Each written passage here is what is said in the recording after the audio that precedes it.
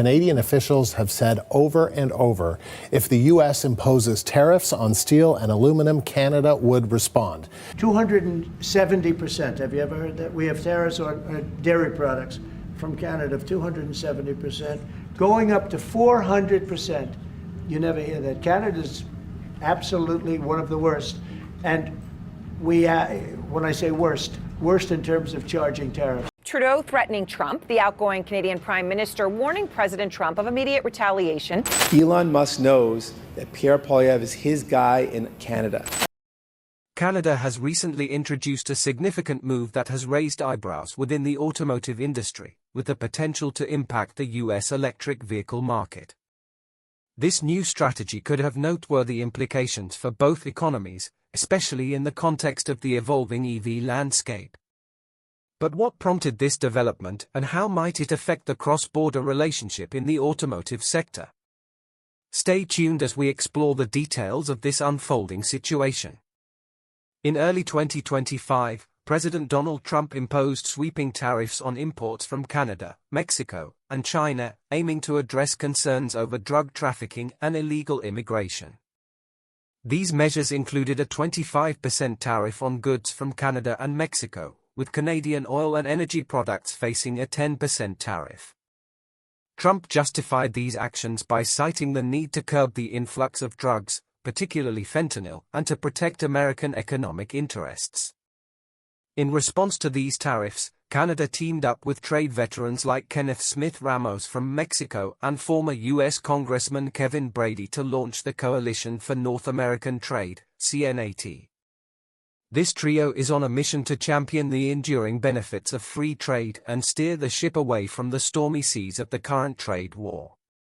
They are rallying support from business leaders and politicians alike, aiming to turn the tide and restore stability to North American trade relations. The escalating trade tensions have raised concerns about the forthcoming economic slowdown and higher consumer prices across North America. According to the U.S. Chamber of Commerce, the tariffs would cost American consumers between $120 billion to $225 billion per year, worsening inflation. Financial markets reacted adversely and saw a huge drop in major U.S. stock indices. These trade disputes, however, did not stop negotiation attempts. The Trump administration basically threw in an exemption for 1 month of new tariffs for any U.S. automakers importing vehicles from Mexico and Canada. This 1-month grace period was intended to afford time for automakers to rethink their plans so they wouldn't be further disadvantaged economically, while demonstrating the complexity and entanglements between North American trading relations. As trade tensions between the US and Canada escalate, a bold proposal from a Canadian leader could soon take aim at a major American company, adding fuel to the fire. In response to escalating trade tensions initiated by US President Donald Trump's proposed tariffs on Canadian goods, Canada's New Democratic Party, NDP, leader Jagmeet Singh announced a plan targeting Tesla vehicles. Singh announced a bold new initiative aimed at supporting Canadian auto workers by reinstating and expanding the electric vehicle (EV) rebate program. If elected, Singh promises to restore the previous $5,000 rebate that was scrapped by the Liberal government in January 2025 and double it to $10,000 for Canadians purchasing a domestically manufactured EV. This move is part of a larger strategy to encourage the production and purchase of Canadian-made vehicles, securing jobs for auto workers in the face of economic uncertainty caused by trade tensions with the US. However, Singh also declared that under an NDP government, a 100% tariff would be imposed on Tesla vehicles, directly targeting the company due to its close ties with Donald Trump's administration. At the heart of Singh's plan is a strong commitment to Canadian workers and their livelihoods. He criticized both Conservative leader Pierre Poilievre and Liberal leadership hopeful Mark Carney for policies that, according to Singh, would benefit corporations and the wealthy while leaving workers behind. Singh accused Poilievre of siding with billionaires like Elon Musk, who has openly endorsed him, and warned that Carney's proposed federal job cuts would only deepen the economic struggles of Canadians. Singh framed his policy as a way to counteract these threats by ensuring that government incentives and purchasing decisions prioritize Canadian labor and industry. A cornerstone of Singh's broader economic vision is the Build Canadian, Buy Canadian initiative, which seeks to shelter and create unionized jobs within Canada. It contemplates several measures, such as barring U.S. companies from federal procurement contracts in the face of U.S. tariffs, giving preference to unionized workforces during bid selection, and tightening Canadian content requirements on publicly supported projects. The continuation of 100% tariffs on EVs made in China, first put in place in late 2024, is another reminder of his party's protectionist sentiments. Singh persuaded Canadians to buy consciously in favor of local industries. He emphasized that the NDP is the party to fight for workers instead of billionaires and that investing in Canadian-made EVs will protect jobs in Canada and build the Canadian economy.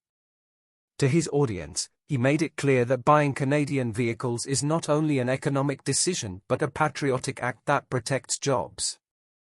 By tying his policies to substantial economic issues, Singh hopes to carve out a space for himself distinct from his political challenges and thereby make a case for his leadership in the next federal election.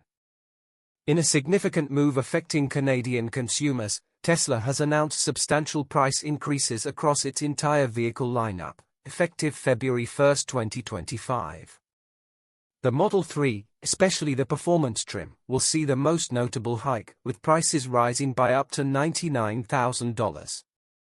This adjustment elevates the Model 3 Performance from $79,990 to $79,999. Other models, including the Model Y, Model S, and Model X, are set to see uniform price increases of $4,000 across all trims. These price adjustments coincide with the expiration of Canada's federal incentives for zero-emission vehicles, which previously offered a $5,000 incentive for electric vehicle purchases.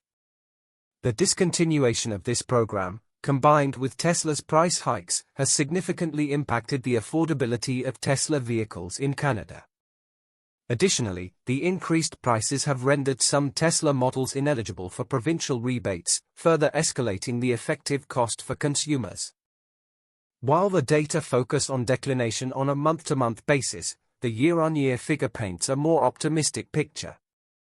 According to S&P Global, EV sales overall in Canada rose 30% between January 2025 and January 2024. The existing uncertainty about incentive programs and pricing structures could still continue to sway consumer decisions in the upcoming months. Automakers, like Toyota and General Motors, among others, have rolled out their incentives aside from the missing federal rebates to keep customers interested while ushering them into electric mobility.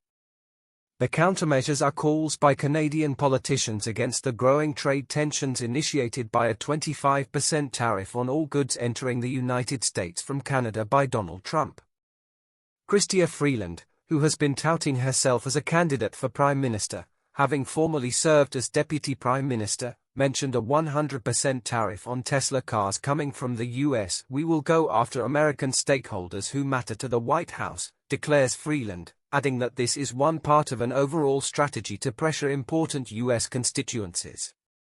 This has garnered different opinions among the population of Canada.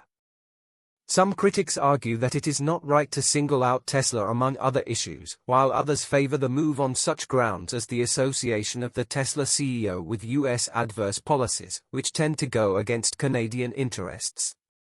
The discussion shows the difficulties of using targeted tariffs in international trade disputes as punishment. One other suggestion is that Canada has now also reduced or cleared out its 100% tariff imposed on all EVs that are made in China, which came into force in October 2024. Such a policy change would allow Chinese automakers into an open market that might enable more competition and result in cheaper EV models for consumers.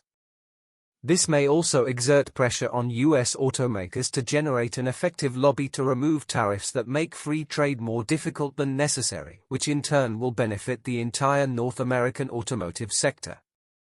Such continued trade tensions and proposed countermeasures have far-reaching implications for the emerging EV market in Canada and, by extension, the ongoing transition to sustainable transportation.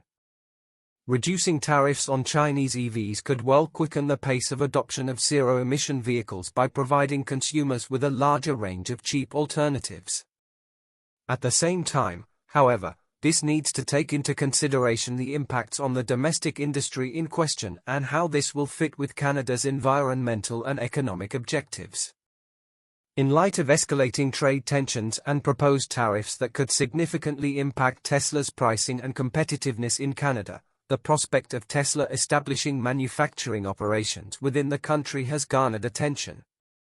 Such a move could serve as a strategic response to mitigate the effects of import duties and align with local incentives promoting domestic production.